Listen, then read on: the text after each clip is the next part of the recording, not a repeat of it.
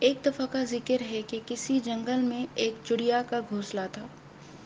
اس جنگل میں ایک تتلی بھی رہتی تھی۔ تتلی کو اپنے رنگ برنگ پروں پر بہت غرور تھا۔ ایک دن چڑیا درخت کی ٹہنی پر بیٹھ کر جھولا جھول رہی تھی اور ساتھ میں گانا بھی گا رہی تھی۔ وہ گا رہی تھی، چوں چوں چوں، میں ہوں جنگل کی رہنے والی، میرا گھر ہے آم کی ڈالی، چوں چوں چوں۔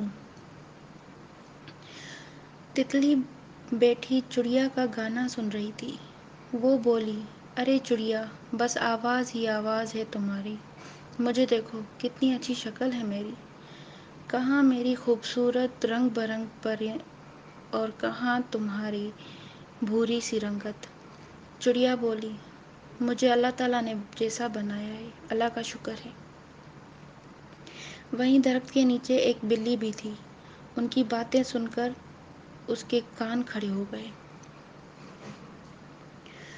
چڑیا نے بلی سے کہا کہ میری آواز زیادہ خوبصورت ہے یا تتلی کی شکل؟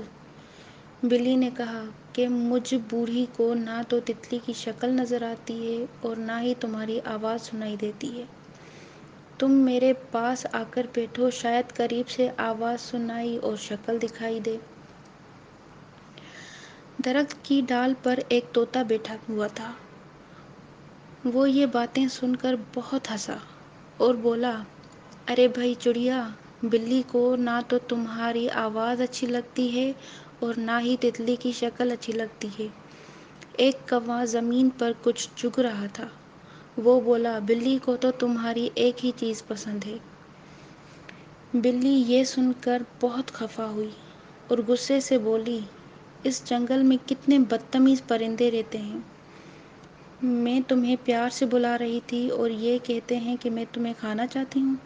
یہ سن کر طوطا اور کوا بہت ہنسے۔ ابھی کوا اور طوطا دونوں باتیں کر ہی رہے تھے کہ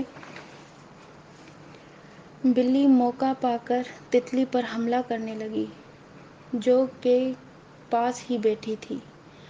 تو چڑیا زور سے بولی، تتلی بہن اڑ جاؤ، تو تتلی فٹ سے اڑ گئی اور درخت کے سبز پتوں میں چھپ گئی اور اس طرح تتلی کی جان بچ گئی۔ تو تتلی چڑیا کے پاس گئی اور بہت شرمندہ ہوئی اور معافی مانگی اور بولی، اللہ تعالیٰ نے کسی کو بھی بغیر مقصد کے پیدا نہیں کیا۔ پیارے بچوں، اللہ تعالیٰ غرور و تکبر کرنے والوں کو ناپسند کرتے ہیں۔